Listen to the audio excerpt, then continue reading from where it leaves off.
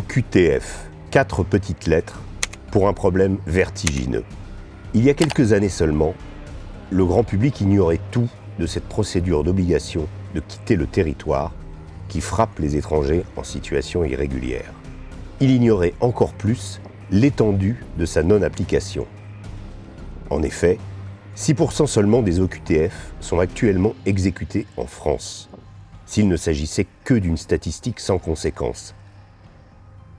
Il y a quelques mois, le meurtre effroyable de la jeune Lola a rappelé à la France que des individus illégalement présents sur le sol français pouvaient tuer impunément. Dabia, 24 ans, sans domicile fixe, originaire d'Algérie et en situation irrégulière. La suspecte était désormais en situation irrégulière. Elle est en situation irrégulière. Pourquoi une telle aberration ? Comment expliquer aussi l'imbroglio politico-judiciaire qui empêche la reconduite de ces individus dans leur pays d'origine ? En France, lorsqu'un étranger ne peut justifier de la régularité de son séjour sur le territoire, il est amené au poste de police pour une mesure de retenue afin de vérifier son droit au séjour. C'est ce que dit la loi. On nous met en garde à vue pendant 24 heures et en même temps on nous met des QTF. Mais dans les faits, que se passe-t-il lorsque la police arrête un sans-papier ?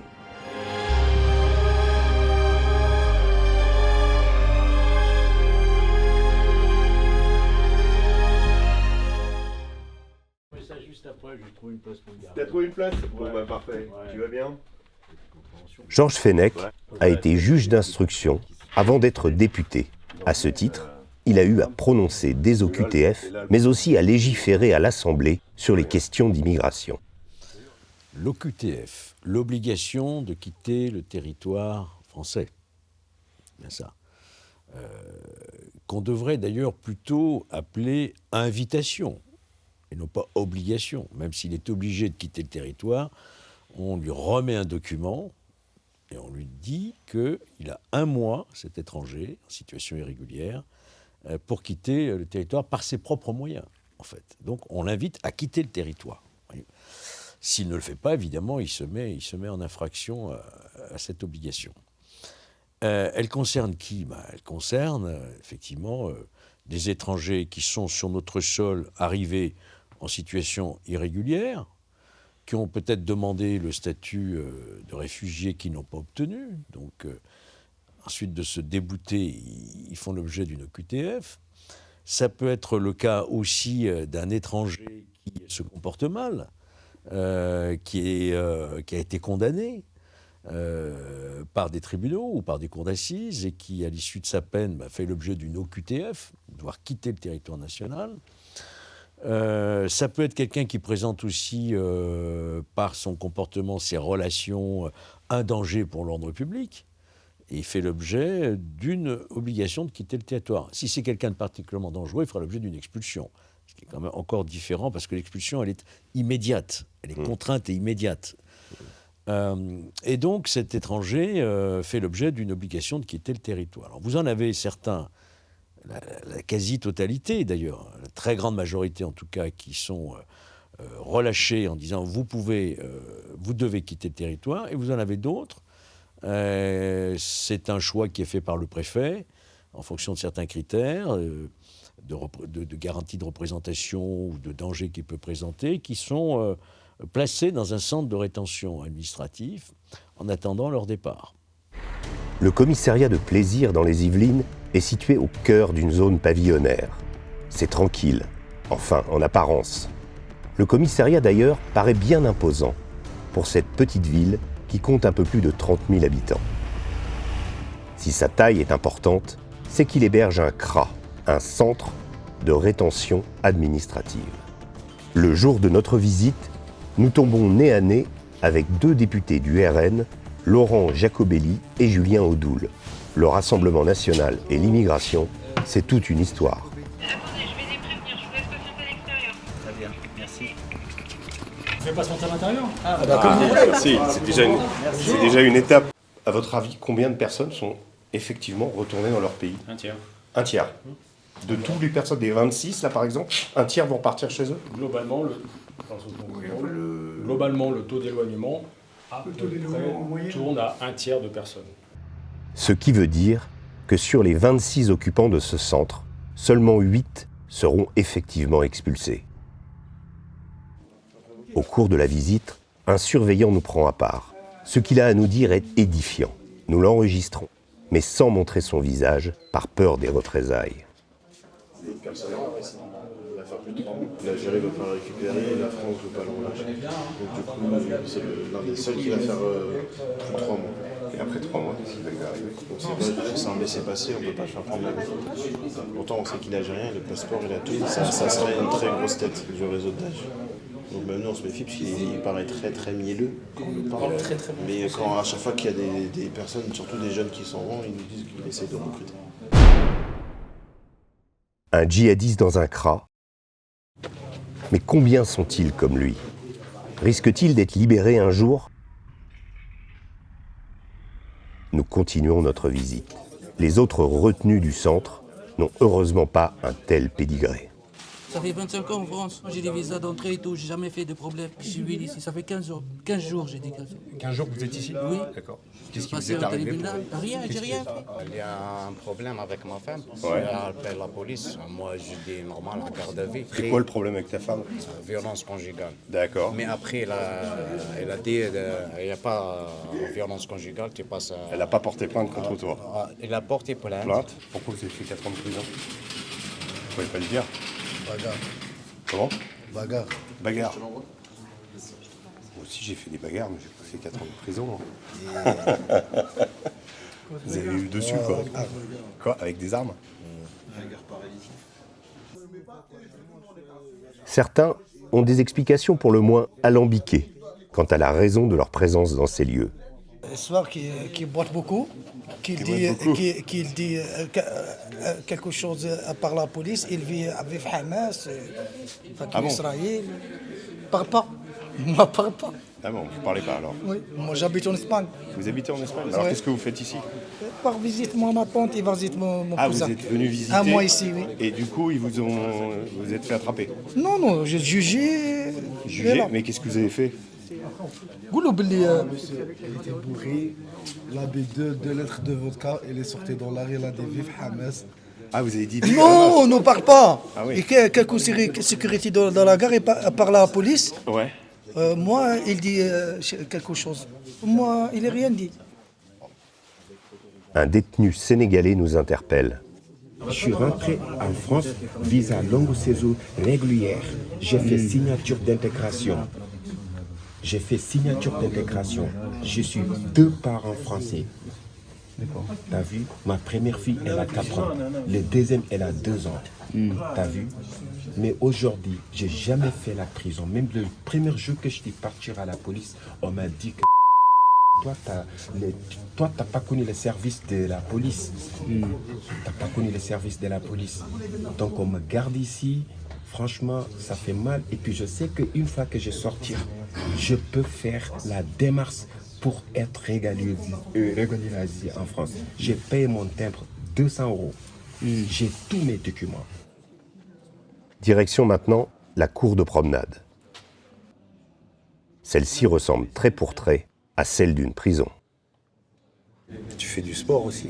Oui, tu fais du sport ici. Mais t'as pas envie pour faire le sport parce que t'as rien à manger. Sûr. Si Ah bon? tu fais le sport, après tu manges rien. Tu ramènes la gamelle, wesh. En prison. Ça va, tu... En prison, t'achètes des cantines. Ah oui? Gamelle, c'est bien là. Tu peux acheter à manger. Ouais. Tu peux travailler. Ouais. Et toi, quand tu travailles. T'es payé. 400 € par mois. Tu faisais quoi? L'atelier. En prison, ils peuvent travailler. Ici, non. L'ambiance se tend légèrement. Certains pensent que nous allons pouvoir les aider dans leur démarche. Ils se précipitent devant nous en montrant les papiers et les photos de leur famille. Ils implorent presque. Elle est là, ma femme. Elle va toucher l'arrache, elle va en handicap. Ma fille, elle est française. On l'aura compris, ces situations impossibles qui se multiplient ont longtemps laissé les pouvoirs publics impuissants pour effectuer les OQTF. Parents d'enfants français, présents depuis plus de 10 ans sur le territoire, autant de situations inextricables qui entraînent des impasses judiciaires. Nous avons, il y a 2 jours, visité un CRA dans le 78. Et discuté pendant pas mal de temps d'ailleurs avec les retenus, enfin c'est les 26 personnes qui étaient retenues. Tous nous disent que, la plupart nous disent on va être libérés, que même s'ils sont expulsés, ils reviendront. Qu'est-ce qu'il faudrait faire pour rendre ces expulsions effectives, pour faire en sorte que non seulement vous l'avez dit, elles sont très peu à être exécutées, mais qu'également ces étrangers ne reviennent pas, parce qu'eux étaient persuadés qu'ils allaient revenir. Oui, c'est un sujet qui évidemment est très très compliqué.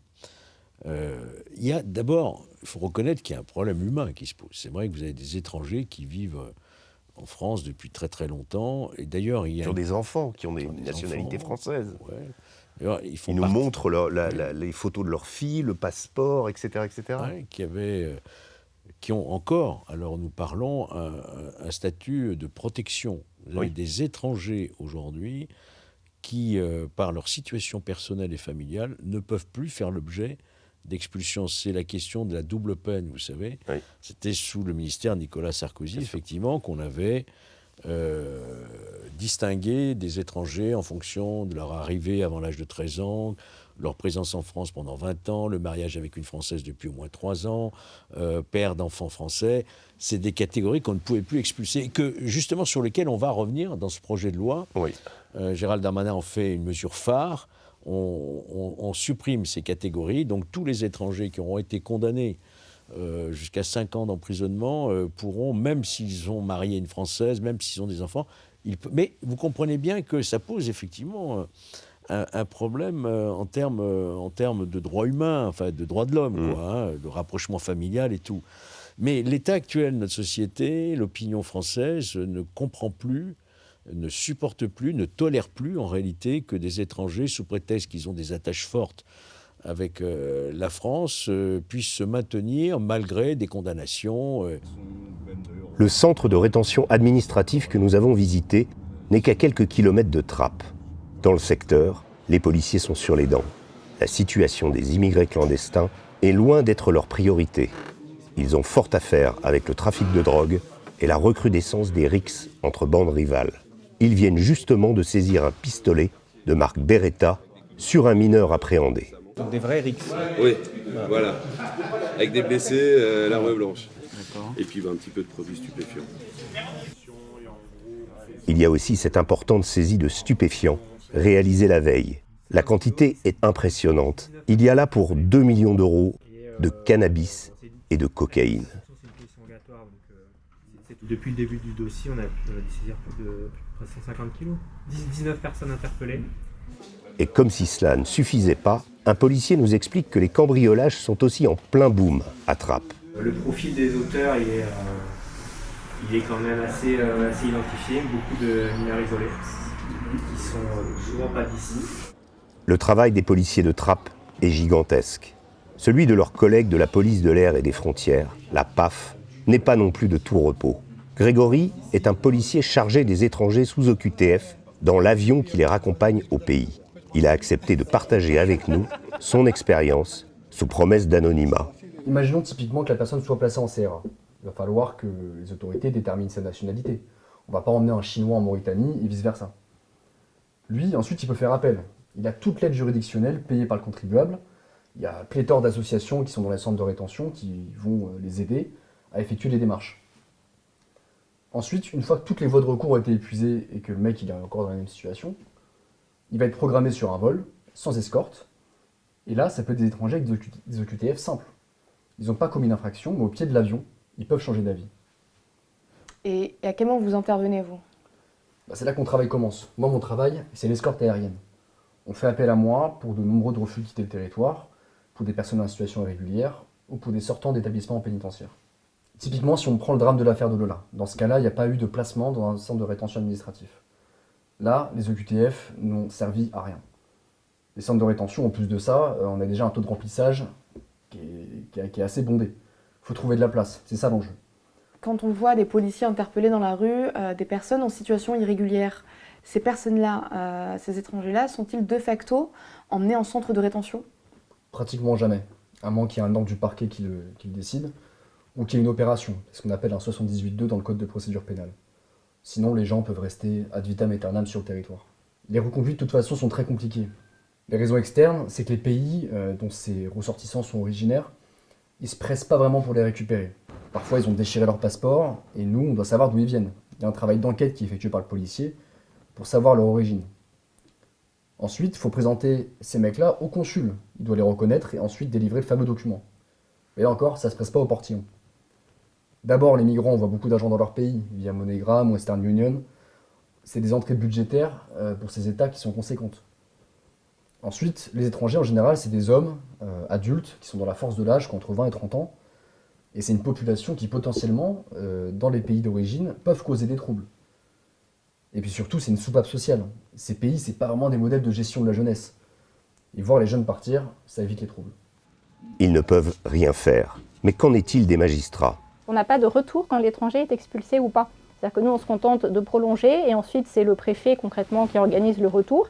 Alors, on peut quand même voir que si on en est à la 3e prolongation ou à la 4e prolongation, on en conclut que manifestement, ils ont beaucoup de mal à le faire repartir. Puisque, voilà, par contre, si on voit qu'on n'est pas saisi de la situation d'un étranger, qu'on a prolongé une première fois et qu'on voit qu'on n'est plus saisi, on peut en conclure, à contrario, que le préfet a réussi à l'expulser. Est-ce que d'ailleurs les Français ne comprennent pas et n'acceptent plus que des étrangers qui font l'objet d'une mesure d'expulsion ou d'OQTF se maintiennent sur le territoire, une forme d'impunité, et qui plus est commettent des crimes. C'est ça qui est absolument insupportable. Alors, y a-t-il un manque de volonté ? Je pense qu'il y a un manque de courage, effectivement, d'aller vraiment dans un système d'effectivité de ces décisions, contrairement à d'autres pays. On peut citer notamment la Grande-Bretagne, qui a revu entièrement son dispositif. On peut citer le Danemark, ou plus loin l'Australie. Là, ils ont carrément fait appel à des pays tiers, le Rwanda pour la Grande-Bretagne, Minestrone, je crois, l'archipel qui se trouve au large de l'Australie dans le Pacifique Sud. C'était un truc d'ailleurs assez critiquable, hein, dans les conditions de fonctionnement. Il y a eu des suicides, il y a eu... Et bientôt l'Albanie, je crois, pour l'Italie. L'Albanie pour l'Italie, absolument. Et le Danemark aussi. Voilà, c'est-à-dire que l'étranger qui aspire à venir en Grande-Bretagne aujourd'hui au Danemark, il sait que il sera en fait refoulé dans un autre pays tiers. Donc ça, c'est très, très, très dissuasif. Dans le cas de la Grande-Bretagne, ça a été infirmé par la Cour suprême de Grande-Bretagne, mais le Premier ministre vient de remettre ça à nouveau avec un dispositif qui va prévoir, ça c'est très original, qu'au Rwanda, il y aura un tribunal qui jugera des recours de ces étrangers, qui sera composé à la fois de juges britanniques et de juges rwandais. Ça, c'est une première, je ne l'avais jamais vue. C'est-à-dire que le Rwanda a accepté de faire un petit entorse à sa souveraineté, puisqu'il accepte que des juges britanniques, ce qui donne plus de garanties en termes de procédure, de liberté. Mais vous voyez qu'il y a certains pays qui vont beaucoup plus loin que ce que fait la France, en réalité. Donc, un manque de volonté. On sent bien qu'à travers les annonces faites par le ministre de l'Intérieur, on est en train de prendre vraiment la mesure de ce problème. Reste à savoir si cette loi sera votée et dans quelles conditions. Voici le résultat du scrutin. Votant 548, exprimé 535, majorité 268, pour 270, contre 265. L'Assemblée nationale a adopté. Lundi 11 décembre, coup de tonnerre. Le projet de loi immigration, porté par le ministre de l'Intérieur Gérald Darmanin, a été retoqué. Pas assez dur pour les uns, trop strict pour les autres. Le ministre aurait-il aussi pâti de l'impopularité de son gouvernement et de son 49.3 intempestif ? Ce qui reste certain, c'est que la gestion et l'application des OQTF est toujours dans l'impasse.